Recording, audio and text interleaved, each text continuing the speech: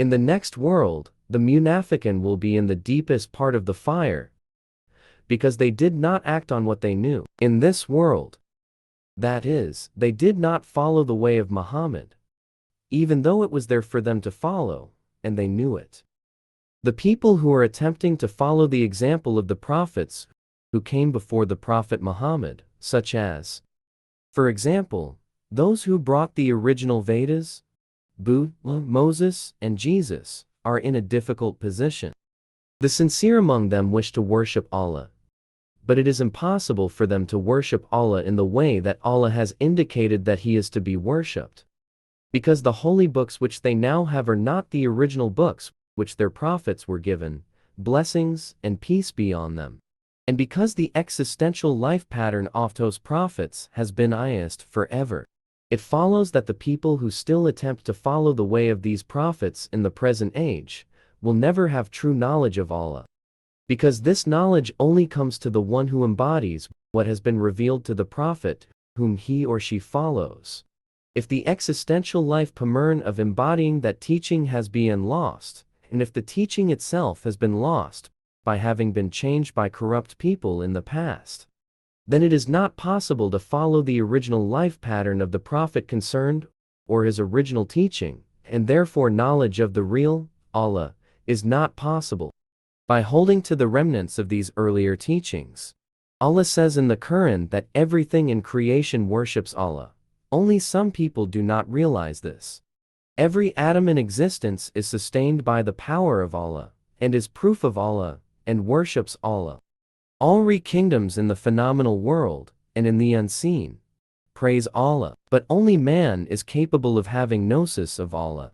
The one who has this knowledge of Allah worships and praises Allah with a greater understanding than any other created being or thing. The atoms in the body of a kafir bear witness to the limitless perfection and splendor of Allah, but with his or her words and actions, the kafir denies the very existence of Allah. The atoms in the body of one who trusts in Allah bear witness to the limitless perfection and splendor of Allah, and so do his or her words and actions. And what is more, the one who trusts in Allah knows this, and has knowledge of Allah. Whoever tries to follow the way of one of the prophets who came before the Prophet Muhammad, may Allah bless him and grant him peace, is somewhere in between these two opposites. The atoms in his or her body bear witness to the limitless perfection and splendor of Allah, but because he or she is not following a guidance which is still intact, it follows that only some, but not all, of his or her actions affirms this reality, and his or her understanding of what he or she is doing, and accordingly his or her understanding and knowledge of Allah is therefore incomplete and inevitably partially distorted. Only by knowing Allah can you truly worship Allah.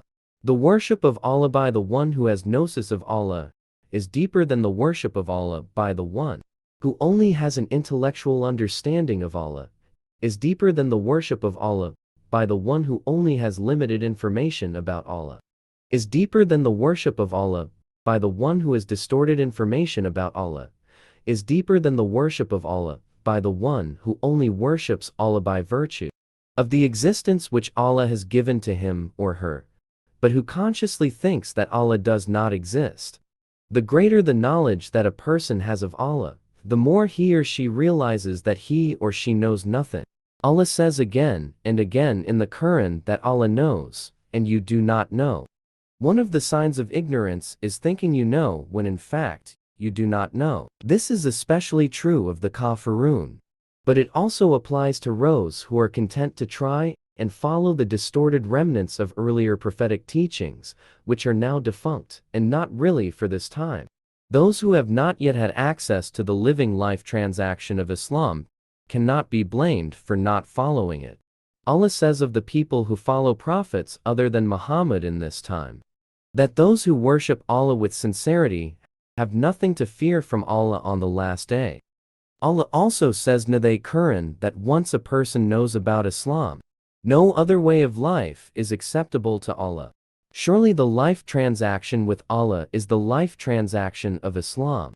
The life transaction with Allah always has been the life transaction of Islam.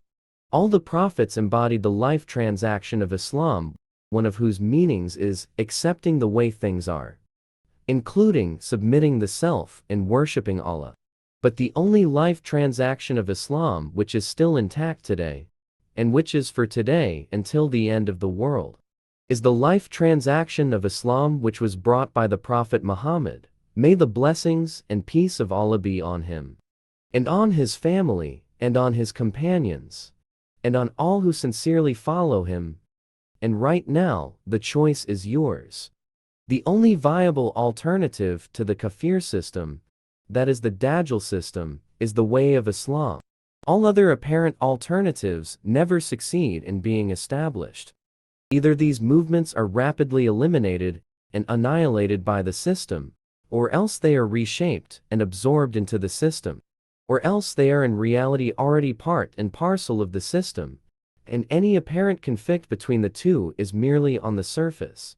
The reason why Islam is the only viable alternative to the kafir system, that is, the Dajjal system, is that the way of Islam is diametrically opposed to the way of kufr.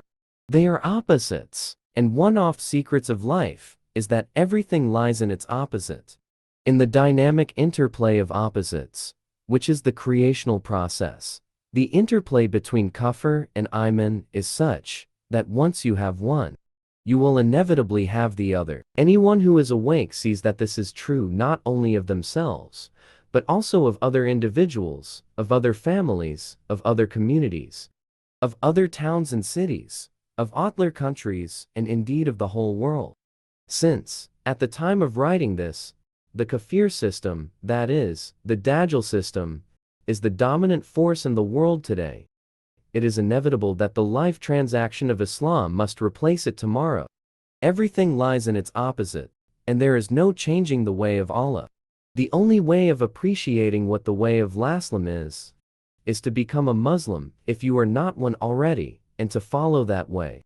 No one can bring you to Islam, and no one can take you away from it. Allah says in the Quran that there is no compulsion in the life transaction. It is Allah who makes the straight way plain from the crooked one, and the straight way is the way of Islam, and it is as narrow as the edge between the two sides of the sharpest sword. This is why the wise who take this way rely on Allah for success. It is Allah who expands the heart to Islam. You cannot make people become Muslim, even the ones you love. It is Allah who gives the ability to discern the differences between kufr and iman, and between what is displeasing to Allah and what is pleasing to Allah, and between what is haram and what is halal, and between what words and actions lead to the fire and what words and actions lead to the garden. Above all, it is Allah who gives knowledge of Allah to whomever He pleases, as He pleases. You will not acquire knowledge of Allah by looking for it, but only if you look for it will you acquire it.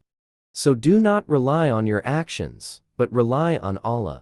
In reality, everything is from Allah, including everyone and whatever they do. The whole cosmos comes from and returns to Allah.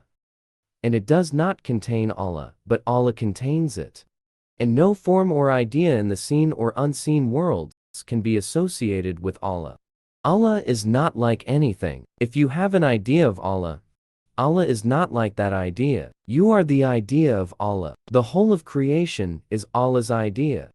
To understand this, you have to put your head on the ground before Allah, until you have stood, and bowed, and prostrated, and sat in the presence of Allah in the same way that the Prophet Muhammad stood, and bowed, and prostrated, and sat in the presence of Allah. You cannot begin to appreciate what the way of Islam is.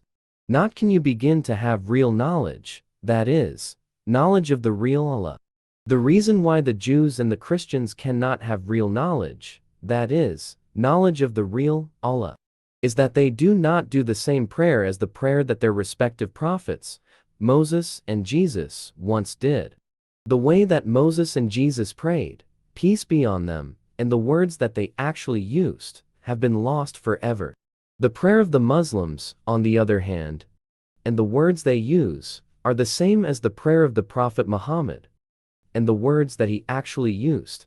When you recite the Quran, you recite the words which the angel Gabriel recited to the Prophet Muhammad, may the blessings and peace of Allah be on him, and which the Prophet Muhammad recited to his followers, may Allah be pleased with all of them.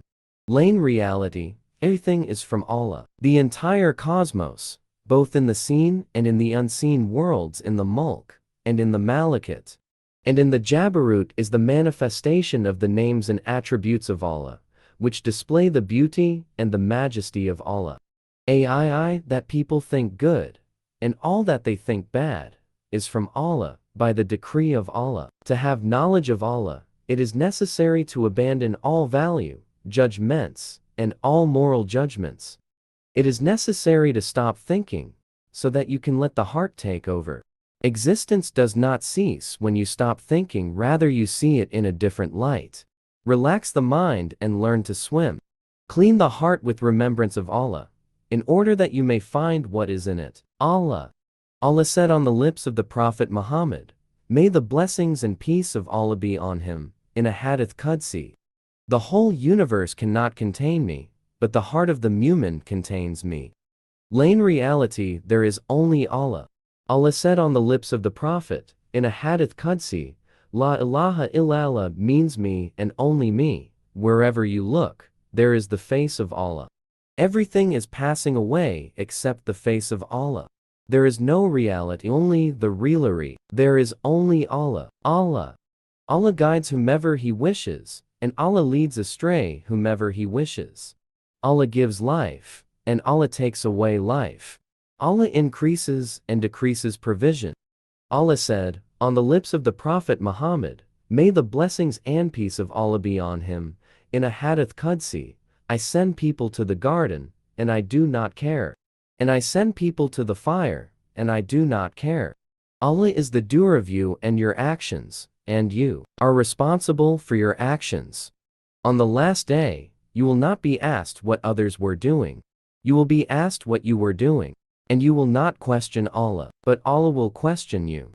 And depending on what you did in this world, and the intentions behind what you did, and your expectation of Allah, and the mercy and wrath of Allah, you will either be for the fire, or you will be for the garden. Allah has power over everything. There is no strength to do right action or wrong action, except from Allah. There is no strength and no power, except from Allah. You are helpless, but right now the choice is yours. The only way of following the way of Islam is to keep company with those who do their best to follow the example of the first community of Muslims, who gathered round the Prophet Muhammad at Medina al-Munawwara, the illuminated place where the life transaction is. May the blessings and peace of Allah be on him and them. Such a company will only be found round a person whom Allah loves, and who loves and fears Allah, that is, a wali of Allah, a friend and lover of Allah. The wali of Allah is the one who, after the Prophet Muhammad, comes nearest to embodying and understanding what is in the Quran and the Sunnah. Fala is like a drop compared to the ocean of the Prophet Muhammad. May the blessings and peace of Allah be on him. The wali of Allah is the best of guides, because Allah guides the ones whom He loves. And no one is loved more by Allah than the Awliya. The Awliya are the ones to whom the living life transaction of Islam, and the knowledge which goes with it, have been transmitted in an unbroken chain of transmission, from the Prophet Muhammad, person to person, to the Awliya of today. It is the Awliya of today who are the ones who best know and follow the way of Islam. The greatest of them meet and talk with the Prophet Muhammad. May Allah bless him and grant him peace, in true dream and in direct vision, receiving confirmation and guidance whenever it is needed. Help comes to them from the Prophet Muhammad in every moment. The excellence of their knowledge of the means Muhammad is only matched by the excellence of their knowledge of the end Allah. The Awliya of Allah have gnosis of Allah, the highest knowledge there is, and it is this knowledge which gives them certainty as to the true nature of existence. There are 3 stages of certainty. The mithal, that is, the likeness of these 3 stages is that firstly, you are told of the fire in the forest, and without seeing it, you believe the one who told you. Then you see the fire in the forest for yourself, and you hear its crackling, and smell its smoke, and feel its heat, so that now, there is no room to doubt its existence. And then, finally, you are the fire in the forest utterly transformed, and annihilated by and in it. Lane, this final stage of certainty, is the station of the greatest of the Avliya. And the meaning of this station is that Allah loves them, and when Allah loves them, then He is the tongue with which they speak, and the hand with which they grasp, and the foot with which they walk. It is because of this that their pleasure is Allah's pleasure, and their guidance is Allah's guidance, and they are the besser of guides, and they cannot be associated with Allah, who is the guide. It is from amongst the Avliya that the Mahdi, who will be one of the Prophet Muhammad's descendants, may the blessings and peace of Allah be on him, and on all his family, will appear. The Mahdi will be the most rightly guided of guides, and all the real Muslims will recognize that. A distinction must be made between the living life transaction of Laslam, which has been transmitted to and preserved by the Avliya, and the dead religion of Islam, which has been created and perpetuated by the people who obtain their knowledge solely from books. The Avliya use books, but they do not rely on them. Their knowledge comes from fear of Allah, and by the grace of Allah. If your knowledge does not come from the fear of Allah, then you have been deceived. One of the great Avliya in the past, Abu Yazid al-Bastami, said to a man who relied solely on books, "You get your knowledge from the dead, but we get out knowledge from the living who never dies." Another of the great Avliya in the past, Abul Abbas al-Morsi, said, "If the Prophet Muhammad left my sight for a moment, I would no longer consider myself a Muslim." At best, the ones who rely solely on books for their knowledge of Islam only ever reach the first stage of certainty. They will go to the garden, inshallah. But they are not the best of guides. The danger in following them is that you may end up worshipping Islam instead of Allah, mistaking, in effect, the means for the end.